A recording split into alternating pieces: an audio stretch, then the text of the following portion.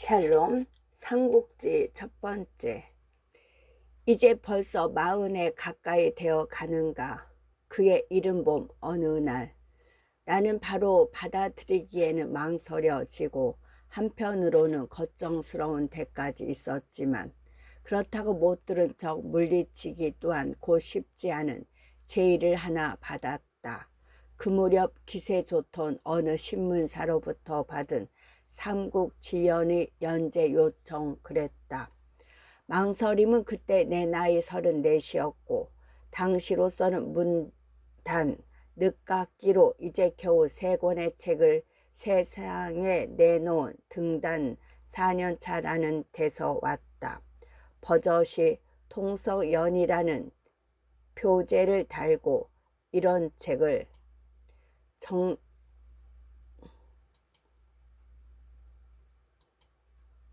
정색하고 우리말로 풀어놓는 일에 내 젊은 날의 소중한 몇 년을 써도 될 것인가.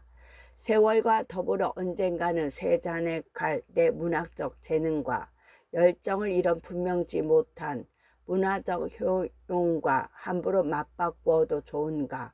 그때의 걱정은 좋은 사전 가지고서도 주석서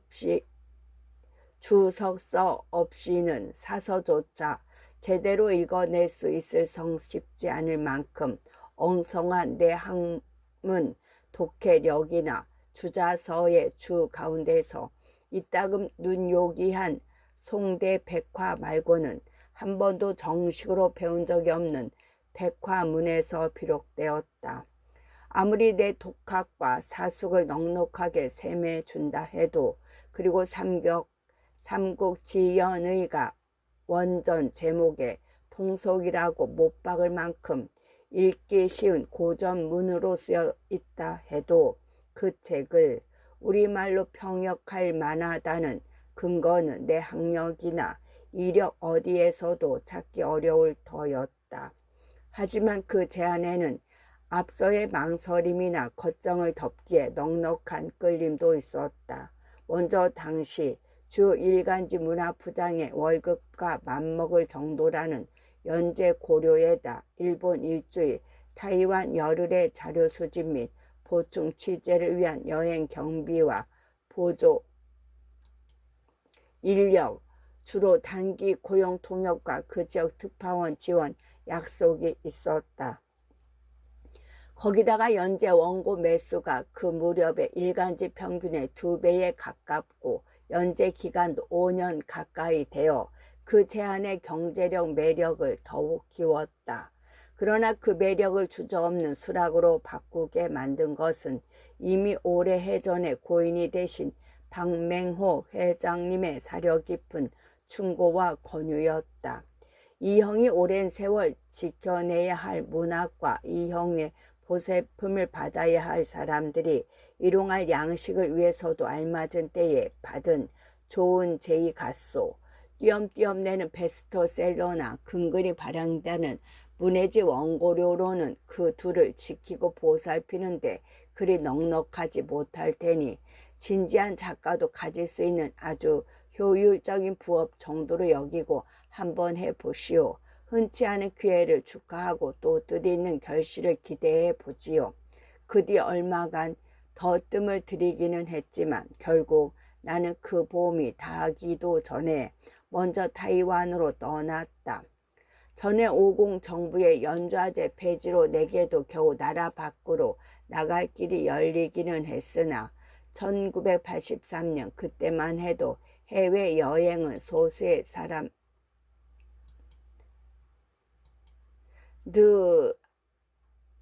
한 판본의 수명은 대략 길어야 30년쯤 되었다.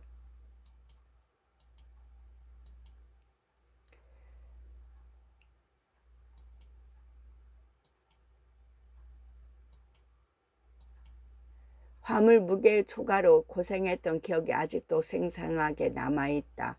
그 밖에 한 주일 가까운 타이완에서의 취재 기간 중 내가 만났던 사람들이나 그들에게서 받은 교훈이며 충고 같은 데도 별난 것이 많았다. 하지만 이 평역 초감은 서문이나 다른 회고 회상에서 이미 쓴 적이 있어 여기서는 되풀이를 피한다.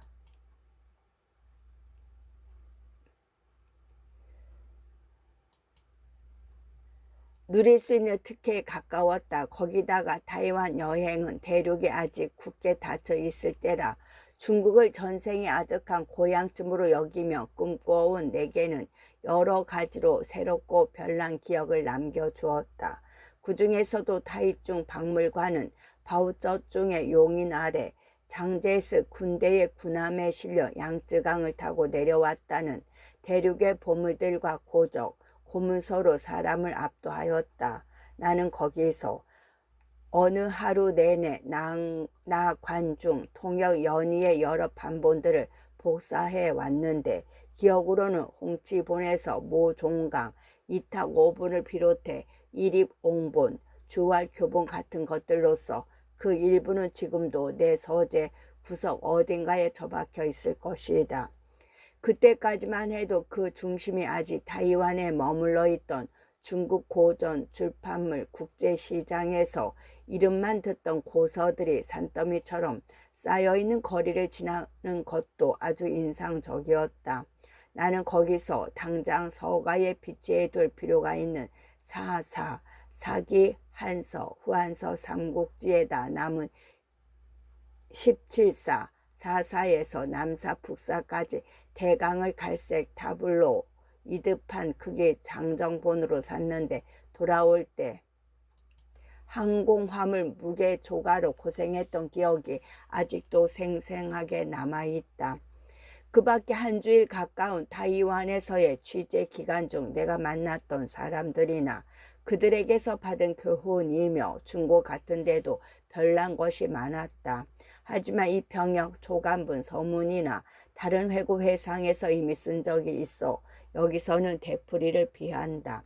일본 간다이 헌책방 골목까지 돌며 요란을 떨고 돌아온 뒤 겨우 대여섯 달의 자료 정리와 숙력 구상 기관 뒤에 서둘러 연재에 들어간 것은 다시 이듬해 조봄이었다.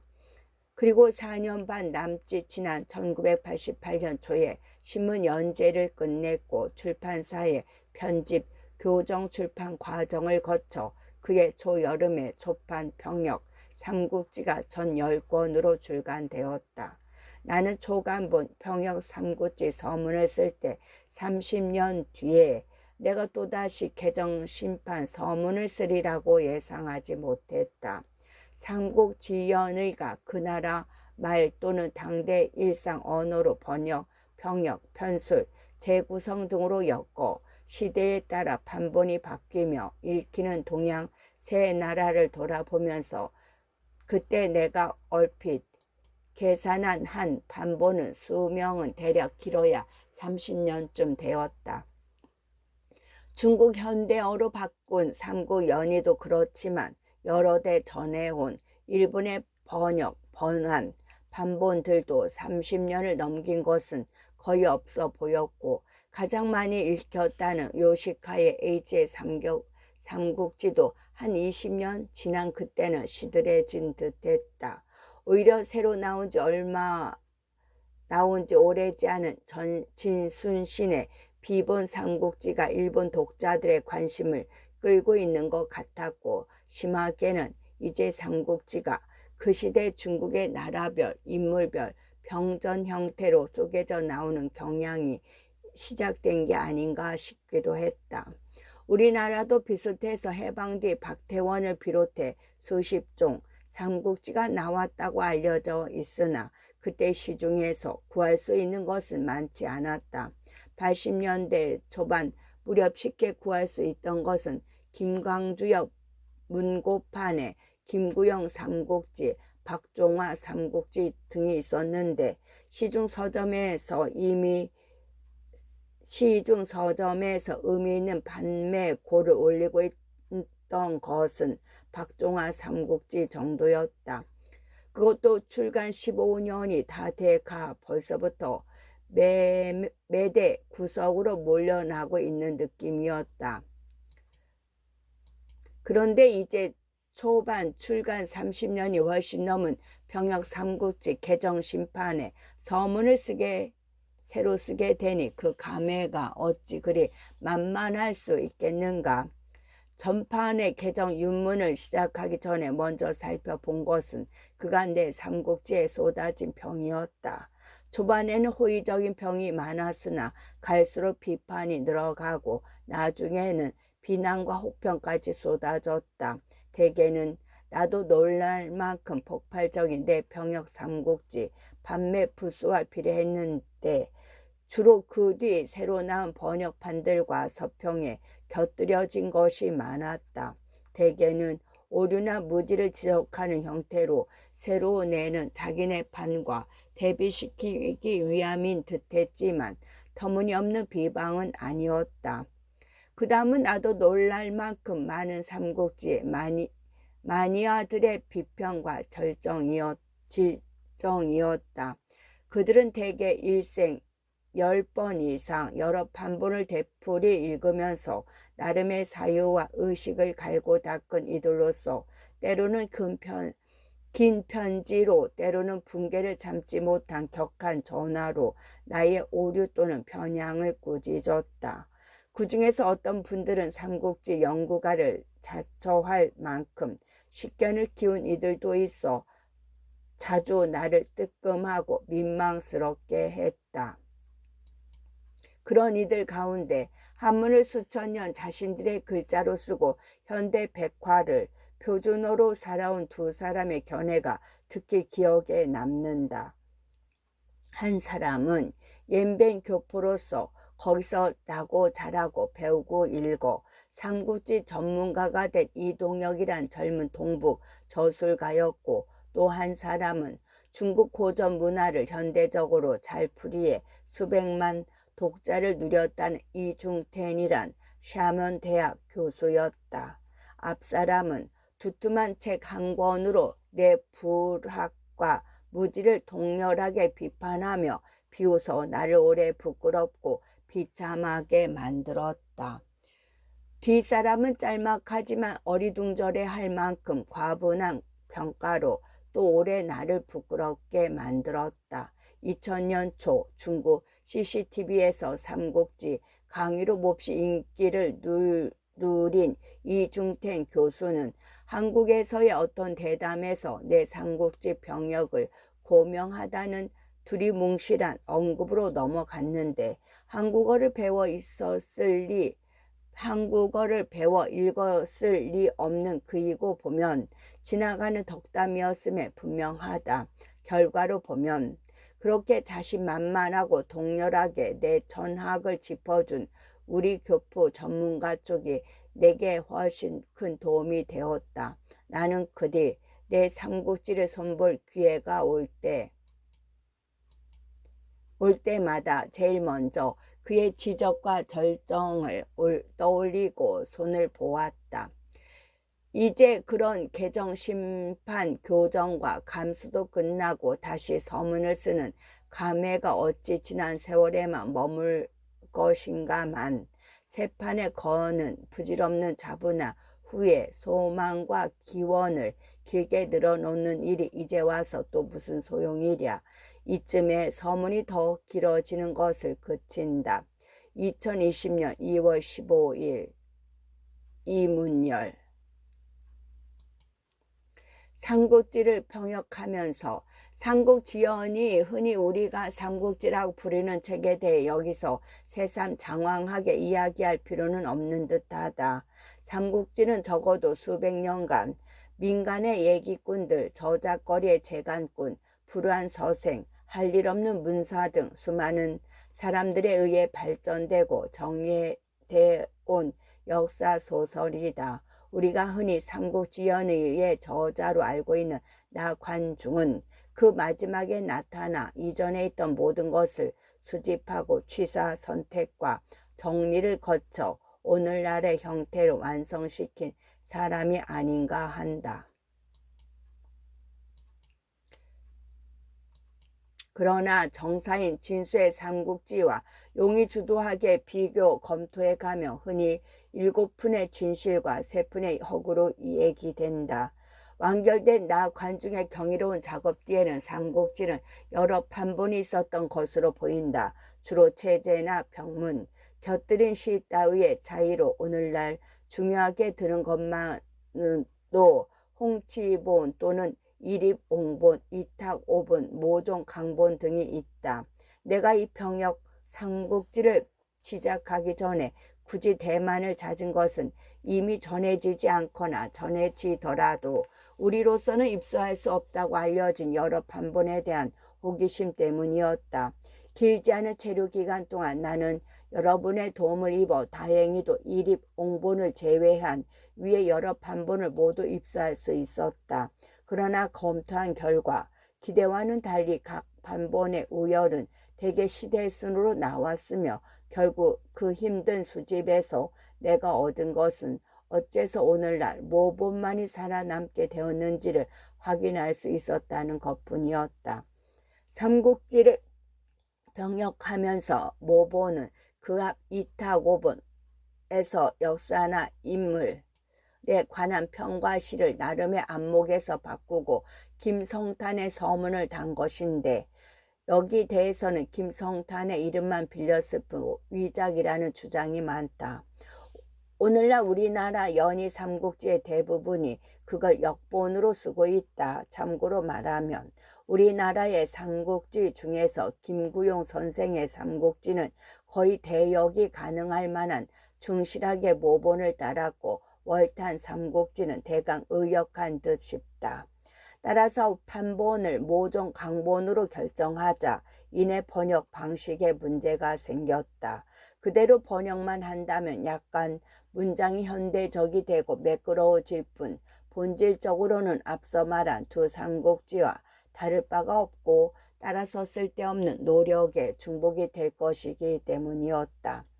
그러자 그 다음에 참고로 떠오른 것이 일본의 요시가의 에이지나 진순신의 방식이었다. 이 역시 참고로 말하면 우리나라에서는 고 김광주 선생의 그 도입부에서 독창을 보이신 것 외에 대개는 요시가와의 아류라는 경위가 가는 것들이었다. 일본식의 중국 이해가 간간 눈에 거슬리는 데다가 현대화 사회상 구성을 통해 중한 인물들에게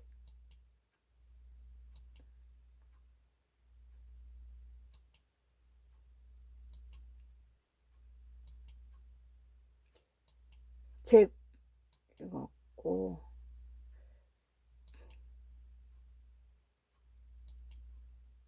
그러나 무턱댄 삭제가 아니라 주요 깊은 요약이었던 만큼 중요한 사실은 원전과 다름없이 남아있다.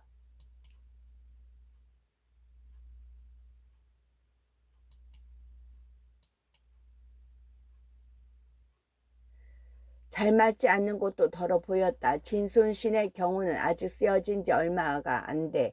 그 아류는 눈에 띄지 않는데 무거운 것을 너무 가볍게 만들어 버린 것 같아 별로 호감이 가지 않았다. 여러 가지로 생각한 끝에 나는 몇 가지 방식을 절충하기로 했다. 전체의 구도는 모본을 다르되 시와 평문은 가감하거나 내 자신의 것으로 대체하고 필요한 것은 변형, 재구성한다는 것이었다. 여기서 특히 힘주어 밝혀두고 싶은 것은 변형과 재구성의 의도이다. 그것은 구태여 내 삼국지를 다른 것과 구별시키기 위한 수단이라기보다는 삼국지에다 현대적 소설 감각을 주기 위함 쪽에 더 큰 목적이 있었다. 특히 삼국지가 우리에게 재미있고 유익하면서도 어딘가 허황된 전설이나 신화처럼 느껴지는 것은 그 인물들의 등장 방식 탓인 듯하다. 어디서 뭘 하던 사람인지가 제대로 밝혀지지 않은 채 한번 등장하면 곧 천하의 영웅이요 관인후덕한 군주거나 천지조화를 마음대로 하는 제사 또는 만부로 홀로 여겨지는 신장이 된다. 따라서 도입부와 군데군데 필요한 곳에서 나는 변형과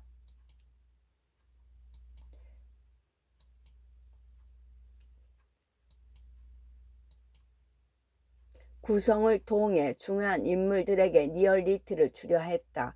그러나 그 변형과 재구성은 철저하게 정사에 의지한 것이라.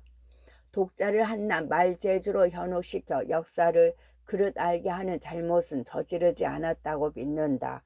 그 다음 이 삼국지의 특색으로 밝혀두고 싶은 것은 내가 곁들인 병문이다. 그 병문을 활용하면 이 삼국지 한 권으로 얘기하지 못할 게 없다. 혁명, 권력의 정통성, 전쟁 같은 것들뿐만 아니라 역사, 철학, 과학까지도 모두 거기 끌어들일 수 있다.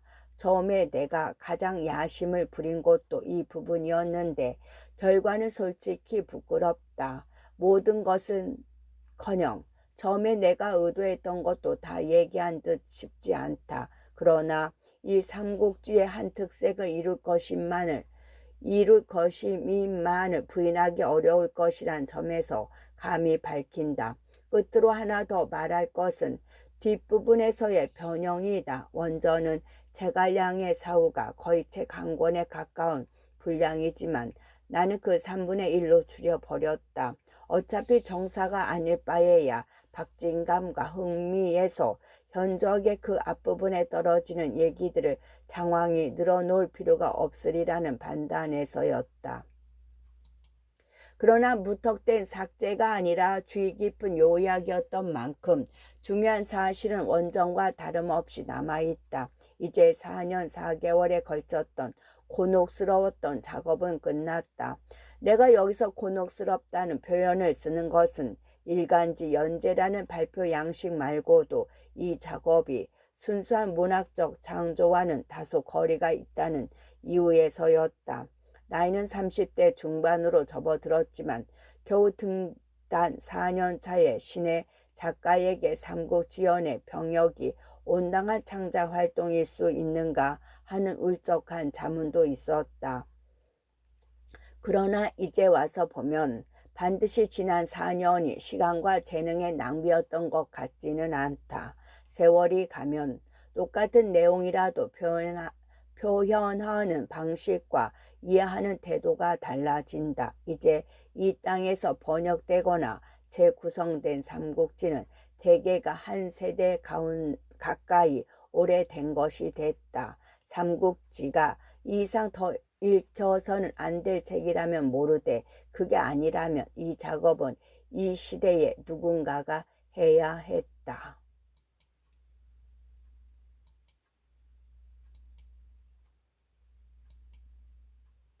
서사 티끌 자옥한 이 땅 일은 한바탕 긴 봄꿈이라 이를 수 있다면 그 한바탕 꿈을 꾸미고 보태 길게 이야기함 또한 부질없는 일이 아니겠는가. 사람은 같은 냇물에 두 번 발을 담글 수 없고 때의 흐름은 다만 날아갈 뿐 되돌아오지 않는 것을 새삼 지나간 날 쓰러져간 삶을 돌이켜 길게 적어 나감도 마찬가지로 헛되이 값진 종이를 버려 남의 눈이나 머리만 어지럽히는 일이 되지 않겠는가. 그러하되 꿈속에 있으면서 그게 꿈인 줄 어떻게 알며 흐름 속에 함께 흐르며 어떻게 그 흐름을 느끼겠는가. 꿈이 꿈인 줄 알려면 그 꿈에서 깨어나야 하고 흐름이 흐름인 줄 알려면 그 흐름에서 벗어나야 한다. 때로 땅끝에 미치는 큰 암과 하늘가에 이르는 높은 깨달음이 있어 더러 깨어나고 또 벗어나되 그 같은 일이 어찌 여느 우리에게까지 한결 같을 수가 있으랴. 놀이에 빠져 해가 져야 돌아갈 집을 생각하는 어린아이처럼 티끌과 먼지 속을 어지러이 헤매다가 때가 와서야 놀람과 슬픔 속에 다시 한 줌 흙으로 돌아가는 우리인 것을 죽어서 오히려 깨어난 삶과 흘러가버려 도리어 멈추어진 때의 흐름에 견주어 보아야만 겨우 이 한 사리가 흐르는 꿈임을 가늠할 뿐인 것을 또 일찍 옛사람을 말하였다. 그대는 저 물과 달을 아는가. 흐르는 물은 이와 같아도 아직 흘러 다해 버린 적이 없으며 차고 이즈러지는 달 저와 같아도 그 참 크기는 줄어 작아짐도 커서 늘어남도 없었다. 무릇 바뀌고 달라지는 쪽으로 보면 하늘과 땅의 모든 것이 짧은 사이도 그대로일 수가 있지만 그 바뀌고 달라지지 않는 쪽으로 보면 나와 남이 모두 바뀌고 달라짐이 없다. 크게 글 잘하는 이의 한갓 말장난이 아닐진데 오직 그 바뀌고 달라짐에 치우쳐 우리 삶의 짧고 덧없음을 내세울 수는 없으리라. 덕이 숲을 위에 떼지어 나는 하루살이에게는 짧은 한낮도 주문회에 값하고 수레바퀴 자국 속에 사는 미꾸라지에게는 한말 물도 내 바다에 가툼한다. 우리 또한 그와 같아서 가시덤불과 엉겅퀴로 뒤덮인 이 땅 끝모를 하늘에 견주면 수레바퀴 자국이나 다름없고 그 속을 안고 서서 보낸 예수네 또한 다함 없는 때의 흐름에 견주면 짧은 한낮에 지나지 않으나 차마 그 모두를 없음이요 비었음이요 헛됨이라 잘라 말할 수가 없으리라. 이에 이웃나라 서울밭처럼 셋으로 나뉘어 서고 빼어나고 꽃다운 이 구름처럼 이뤄 서로 다투고 겨루던 일 다시 한마당 이야기로 펴려니와 아득히 돌아보며 예나 이제나 다름이 무엇이랴. 살아간 때와 곳에 다르고 옳음과 옳다고 믿는 바가 다르며 몸을 둠과 뜻을 펴매 크기와 깊이가 달라도 기뻐하고 슬퍼하고 성내고 즐거워하면서 그들은 우리였고 어렵게 나서 갖가지 괴로움에 시달리다가 이윽고는 죽은 데서 마찬가지로 우리였다. 듣게 사람이 거울을 지님은 옷과 갓을 바로하기 위함이요 옛일을 돌이켜 봄은 이 오늘과 앞일을 미루어 살피고자 함이라 했으니 그런 그들의 옳고 그름 이기고 짐 일어나고 쓰러짐을 다시 한번 돌이켜 봄도 또한 뜻있는 일이 아니겠는가. 그럼에도 굳이 이야기에 앞서 옛부터 있어온 노래 하나를 여기에 옮기는 것은 뜻은 달라도 옛사람을 본뜬 그 멋이 자문 사람의 마음을 움직이는 데가 있기 때문이다. 굽이쳐 동으로 흐르는 긴 강물 그 물결에 일려가듯 옛 영은 모두 사라졌네. 옳고 그름 이기고 짐 모두 헛되이라. 푸른 산은 예와 다름 없건만 붉은의 지기 몇 번이던가. 강가에 머리생 고집자이와 나무꾼 늙으니 가을달 봄바람이야 새삼스러우랴. 한 병 흐린 술로 기쁘게 서로 만나 예와 이제 크고 작은 일 웃으며 나눈 얘기에 모두 붙여보내. 끝.